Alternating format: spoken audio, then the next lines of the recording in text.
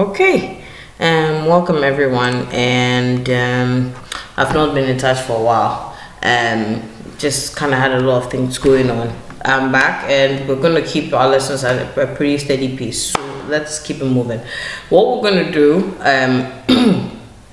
for this particular video is a recap of what we've done previously, because I know it's been a long time since we had a lesson. So I'm just going to do a quick recap of what we did previously. All right, so let's get right into it. What we're doing was what we did, the past video was about capitalization. All right, and so I just want us to do a quick recap of what we did, just so it can refresh your memory in case you haven't revised in a while, which you should be doing. But let's go. So first thing we did during the previous video was we learned that the first word, I think we're on screen record, so you should see what I'm saying on my screen. The first word in the sentence should begin with a capital letter. We did that in the previous video. No matter where you're starting a sentence, whatever begins that sentence, I don't care what it is, it has to start with a capital letter. There's no exception for this rule. If you're starting a new sentence, the boy went to school, such, whatever it is, it has to start with a capital letter. So I've even put a sentence over here. Example, so those sample sentence we can use. So this sentence is, our proprietor came to visit our class. Now this sentence begins over here with a small letter, which is wrong, and so the correct version is over here. You can see it. Only thing wrong here is that the sentence is beginning with a small letter. That is never done. Maybe in other languages, even for, you know what, it's not done. So please, if you're beginning a sentence, it should start with a capital letter. That's a fundamental rule, basic rule. We went over the last time, just to refresh your memory. All right, next thing we also learned is that the pronoun I is written with the capital letter. You know pronouns: I, me, you, she, blah blah blah. You know what pronouns are. Now we're talking about this singular pronoun I. The pronoun the pronoun I. All right. Now, wherever it is in the sentence, it has to be with the capital letter. Even if it is beginning the sentence, such as I went to the market, it has to start with the capital letter. We learned that, like just what we just said, a couple of seconds ago. Sorry. What we're seeing here is that the pronoun I is written with the capital letter, just like what we learned previously. There's no exception. So if it is beginning the sentence, the middle, at the end of the sentence, whatever it is, it has to start with a capital letter. The pronoun I is written as a capital letter. Let me clean this with and write as a capital letter. So you can see Celestina and I eat rice every day for breakfast. That's a sample sentence over here. However, the I in this sentence is written with a small I. That is wrong. So that's incorrect here. Celestina and I, which is a capital. You can see that the I is in the middle of the sentence, but regardless, it has to be capital. Celestina and I eat rice every day for breakfast. Now, the next thing we also learned in that video is the names of people begin with capital letters. All right. So whatever name it is, I've put a couple of names over here. If you're writing the person's name is in the middle of the sentence, it has to start with a capital letter. What that's at the beginning of the sentence, it has to start with a capital letter. If it's at the end of the sentence, the first letter has to be capital. Please, very important, very important. So I have just a couple of names here: Melissa, Tanisha, Samuela, Daniela, Elsie, Doris, Dorothy, Samuel, Derek, Robert. These are just a bunch of names I've just written. I just want you to understand how it's basically used. Wherever, if the name is on its own, if it is in a sentence, whatever, it has to start. The first letter in the name has to start with a capital letter. Next thing, we're moving on to our proper nouns. We did this all in the previous video, so if you missed it, please go and watch. This is just a recap. Alright, so proper nouns begin with capital letters. If you've forgotten what proper nouns are, we did that in the previous video. However, I've defined them here. Proper nouns name special people, places, or things. So we have basically names for almost everything, like nouns in general. Nouns are names of people, places, and things. But we have special names that are given to things that we want to identify, right? Okay, so we can have like school. School is a noun. There are so many schools around. Let's just say you want to identify a particular school. You cannot write You cannot just say maybe Cradle of Grace Montessori School and write that in small letters, because you've identified a particular school. It has a name. As long as it's a special name that is given to a common noun or any other thing, it is a special name. It is a proper noun. Let's just take, for instance, dog, cat. These are random nouns, all right? If a dog has a name, whatever it is, that dog, it is a name you've given, it is an identity. So to now, the name, you've made the dog identifiable because you've given it a name. You just don't call it dog. Maybe you have a name like, I don't use my dog's name because people can't pronounce it, but let's just say your dog's name is Bob. All right, as long as you've given the name Bob, you've identified your particular dog with a name. It is now identifiable, so that Bob becomes a proper noun. So let's just say you want to write a sentence about maybe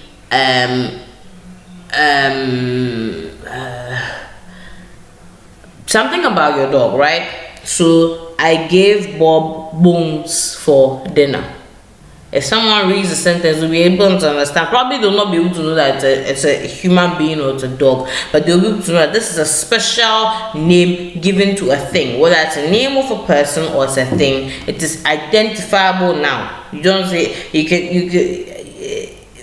can't just say I gave dog such and such and such and such and such. If it's that, it's a common noun, so you have to say maybe I gave a dog, but then that could be any dog. That's what I'm saying. When you give a name to something, you've given it an identity. So then it becomes, that's why we call them proper nouns. It's given the proper nouns name special things that have a particular identity, a specific identity. All right. So basically that's what proper nouns are. They name special people, special places, special things. It goes way deep. We'll get into this really deeply, but this is just a recap. So I've given some examples over here, like Accra. Accra is the capital city of Ghana. So we have Accra here. We have Kumasi, that is a town, the capital city of the Ashanti region. We have Cape Town. Now I intentionally selected Cape Town because Cape Town is a capital. It's a town in South Africa, all right? And I probably should have used Cape Coast, but let's just keep it. Let me just select Cape Town, because people think that if a town has two different names, not two different names, maybe a town has a name and then the names are two, like Cape Coast, Cape Town, or maybe St. Louis. People think that the first letter has to be capital and then the rest has to be small. So as you can see, is Cape Town. Come back a little bit. As you can see, is Cape Town. C in Cape is capital, T in town is capital, because they are not separate. They might have been two different words, but it's the same name of a town. Like Cape Coast. If you're writing something like Cape Coast is not one word. It's Cape Coast. However, it is the name of the capital of the central region. So if you're writing Cape Coast, you do not write them together. If you put them apart, you shouldn't write Cape, capital C in Cape and small c in Coast. It's not done. The full Cape Coast is the name of the town. We did this in the other video, but I'm intentionally stressing on it because it's something a lot of people get confused with, and it's very important that you know. Kasapreko. Kasapreko is a well-known brand in Ghana. Produce alcoholic beverages. They produce it's a franchise. They even now produce hand sanitizers. I hear. I'm not very sure, but I hear they produce hand sanitizers. But they are widely known for producing alcoholic beverages of different kinds and different whatnots. So you've all heard it before. So let's just say you're writing this in a sentence. No matter what, Kasapreko is the name of a brand. All right, it's the name of a brand. It's a special organization. All right, it's not just Kasapreko. We all just say it anyhow. It's a name of a brand. There are many people that produce alcoholic beverages. All right, it's not just Kasapreko. There's Alumos. See, I don't know that much, but what I know is I'm sorry. There's Kasapreko. I don't know any other alcoholic beverages, or none are coming to mind.